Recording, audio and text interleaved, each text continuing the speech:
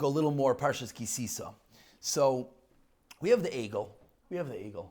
And this is another one of those questions that, you can spend your whole life discussing what in the world happened with Klal Yisrael. We, from our, low level of Avodas Hashem, don't really understand worshiping idols. So Hashem was mevatel the desire for Avodah Zarah, fine. But the people that receive all the Nisim, all Kriyas Yamsuf, the whole Yetzias Mitzrayim, and they're sitting there dancing on the Nagel, what in the world is going on? Just parenthetically, I want to point out, I just reminded myself, Ephraim Waxman says such a beautiful line about Avodah Zarah, because we don't understand it. We can't fathom, what does it mean dancing around an idol? It's ridiculous. So he says, every taiva is the same thing. What's a taiva? Taiva inherently makes no sense. But it's a desire that we want something that we shouldn't want. So he says, imagine, he plays out this following picture. Imagine the time that Chazal were mevatel the desire for Avodah Zarah, right? Chazal davened, and they got rid of the Avodah Zarah, came out as an ish, and they were vatel the whole thing. Say, imagine what's going on right then. You're sitting there waiting online. What are you waiting online for? To go worship the Avodah Zarah of Baal, or the Avodah Zarah of Pa'ar, all these crazy Avodah Zarahs. One of them, you burnt your child, Rahman al-Islam. Another one, you defecated in front of the idol. That was the Melech, right? That was the Avodah Zarah. So imagine you're sitting there waiting in line. You're a regular Yari Shemayim Yid, but you're going to do an Aveira. I don't want to give examples. There are many Aveiras that people do in public, and they're not ashamed, because whatever. This is where I'm holding, right? The famous lines. This is where I'm holding. So he says, imagine you're sitting there waiting in line, and all of a sudden, Chazal daven, and they get rid of the Avodah Zarah. And you're sitting there, and all of a sudden, in an instant, it's like, what are we going to do? We're going to defecate in front of an idol? And you turn, and you look at the guy next to you like, are you normal? And he looks at you like, are you normal? He says, that's how we view Avodah Zarah, because we're living after it. So, but he said, to be the same way, we're going to view all our challenges and all our Yetzaharas with the same level of disgust and disbelief, that we wanted to do. That's so ridiculous. Just interesting perspective on Avodah Zarah. But let's dive back into the eagle. So what exactly happened over here? There's a million answers, a million pshatim. Let's be honest, everyone is difficult. Everyone, each answer is okay, I hear. So, I'm also going to give one of those answers. Okay, I hear answers. But before we get there, if you read through the story, it makes no sense. Right, exactly. I hear, the Rebbe tells you the answer, you're okay, very nice. And you walk away saying, still makes no sense. Why in the world? Well, listen, certain sugyas, that's the way you have to be able to take a little bit and move on. But just to point out one Sfarno, I think it's famous. Moshe Rabbeinu comes down, Vayar, and he sees them all dancing, and what happens? He gets angry and he throws down the luchos. So the question is obvious. If you're reading through the parsha, what exactly happened over here? Hashem tells Moshe Rabbeinu they worshipped luchos. Moshe Rabbeinu goes and davens to Hashem. Moshe Rabbeinu still comes down with the luchos. So if God tells you something, assumingly he's not playing games with you, right? If I tell you, something's going on over there, okay, maybe I'm exaggerating. Hashem told Moshe Rabbeinu what was going on. Yet he still davened, he comes down with the luchos, he sees what's going on, and then vayashlech miyadav, he throws, or it's thrown from his hands, and he breaks luchos. What was the thought process? I think it's famous just to read it inside. The Sfarna speaks it out. He says, Kishara'u, he throws in one line, Shahayu smechen. They were happy. They were happy, bekilkul sha'asu. And this is, a big yisoid in life. You want to do an aveira? Fine. Sometimes we fall, we mess up, we do things wrong. But why do you have to do it with simcha? Why do you have to be happy with the aveira that you're doing? And that's what happened here. Moshe Rabbeinu heard from Hashem that they were worshiping the idol. And Moshe Rabbeinu davened, and Moshe Rabbeinu still felt he could give those people, the people that are worshiping the eagle, I could give them the luchos. He felt whatever that means, he could come down with the luchos and they'll see what he's doing and he'll give them a good mussar shmooze and he'll give them the luchos. The luchos written by God, the perfect entity of the luchos, and he believed he could do it. But then when he saw them rejoicing, he saw they had a simcha with the aveira, then he said, these people I can't deal with. And vayashlech miyadav, and the Mefarshim explained that he didn't throw it, it was thrown from his hands. It became heavy, exactly. he just couldn't handle it anymore. We mentioned this last week already, I think. I don't remember where. There's been so many different events, Baruch Hashem. And the luchas are thrown from him, and he moves on. So a big aside, a big idea that if we do something wrong, they say a famous story. I don't remember which mashgiach it was. That someone goes off the derech, and 50 years later he meets. Let's use Rav Matisyahu Salman or whatever, Rav Yerucham, whatever it was. And 50 years later he meets Rav Matisyahu, Rav Yerucham, and the Rebbe, Rav Matisyahu, Rav Yerucham says to him, "No, how you doing?" A yid who's completely not sure Matera mitzvahs, and he starts screaming at him, "I have such tainas at you." He says, "Well, what do you want from me? What do you have for you?" And of the derech. He said, "I can never enjoy an Avera after all the mussar that you gave me. I tried so hard, but I can't because every time I try, I hear you screaming at me about Gehenim and about this and about that."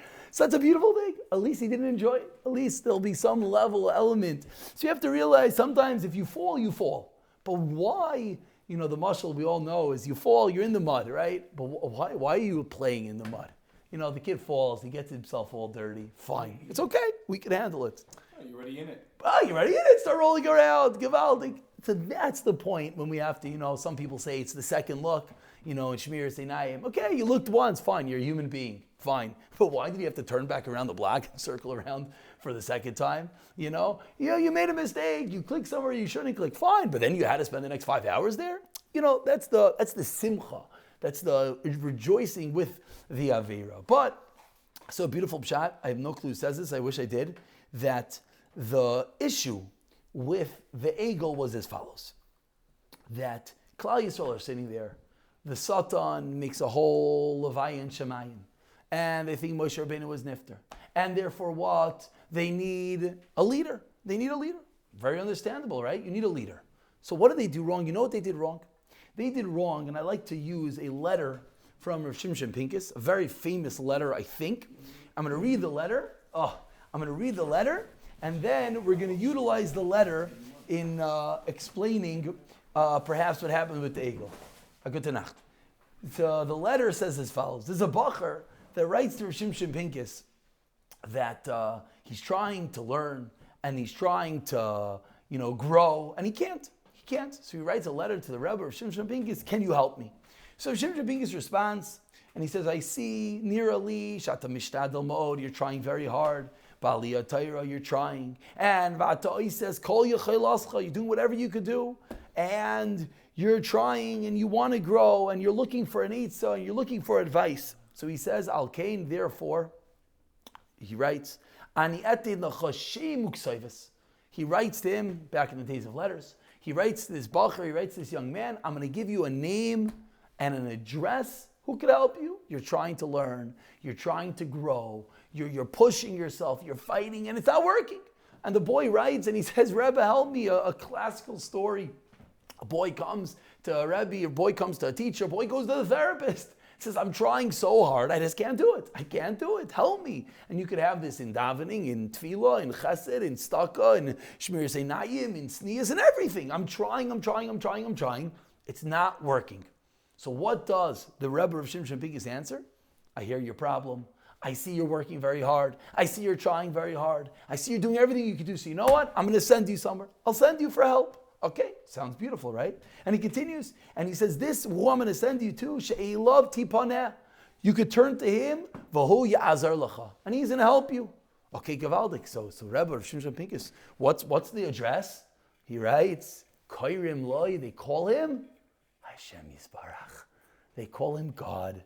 Who chazak ma'id, he's very strong. Shebem is u'bayrakol, he created everything. V'ani yodeya, says Rav Shimshon Pincus, I know beside shugam oivos chabayf inishi. By the way, I know he also loves you. V'umachaka, and he's waiting for you to turn to him. Ein bayil imsa iksev shel Yisbarach. And by the way, it's not so hard to find his address. Shunimsa b'chol makom. Hashem is here, Hashem is there, Hashem is truly everywhere. Kipshutai. Gam harega azan. He writes him at this moment that you're reading this letter, you could turn to him. And he says, I'm writing this, you know why?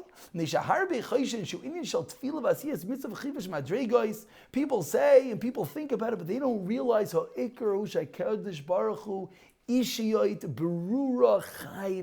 a personal living relationship. She'efshar l'tfoisei soy kesher ishi. You have a personal relationship with Olam L'chsav Misha Asalach. And he continues a beautiful, beautiful letter. So I saw a beautiful b'shai. You know what the problem with the Egel was? You lost Moshe Rabbeinu. You lost your leader. I got it. So why are you turning to an idol? You know who you should have turned to? Kairim Lai Hashem Yisbarach. Turn to God. What are you doing? What are you doing? And a wonderful quote, maybe I made it up, I don't know. Every team has a strong leader, but they didn't realize that as well, the team is as strong as its weakest link. And each and every individual, regardless how weak, has that immense potential to talk to God directly. So that was the mistake they made. And that's something perhaps we could understand. Because you need a leader, you need all this, but sometimes you have to go to the corner, you got to shut the door, and you got to talk to God. Shacharis, Mincha, Ma'ariv. Yeah. I'll never forget one, it was probably about maybe almost 2 years ago, in Gan Machal over there, so they have the back room, there's this Nashim. So it was like after davening, and I walked back there, guys, it's davening Shacharis. Okay, listen, it happens, he missed a minute. Afterwards, he says to me, you know, I miss the COVID davening. And a lot of people have said this. I said, what do you mean? He says, you know, during Corona, there's no minyan. Is that like, you put on your tefillin, and he davened, and there was no lachatz, and you just sit, and you spoke to Hashem. And he said, I miss that. And that's a real feeling. Shimshon Pincus in Shara V'Tefillah writes extensively about this, that some of the problems in davening with a minyan is, it's too fast, it's too slow, it's too this, it's too that, it's everything, it's all the issues. Or you can become the rabbi. Yeah, no, that's the worst thing in the world. Don't even talk to me about that one. You know, forget that. You know, I thought, yeah, whatever, let's not go into that. So the best time sometimes to daven is, you just shut the door, open a sitter, don't open anything, I don't care. Why do you need a sitter? What do you need to tell him for? Just talk to Hashem. Koirim lo Hashem Yisbarach. That was a beautiful lesson, perhaps, that Klal Yisrael, this is where maybe they went wrong, is that they thought they had everything. They thought they needed a leader, and you need a leader, but you have to believe in yourself. You have to believe in what you could do. You have to believe in your relationship. And the truth is, coming off of Purim, I think this is something that we could all appreciate, because many people, throughout a Purim, there are moments, there are sparks that they have a real connection. A real connection.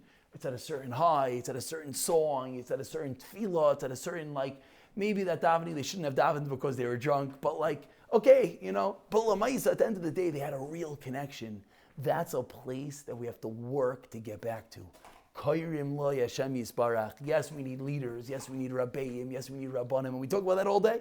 And we talk about the fact that we have to ask for Eitzah. We need all those things. But we learn from the Egel that sometimes we're looking too hard for the leader, for the Egel, for the this. Focus on ourselves. What we can do as people. Our relationship.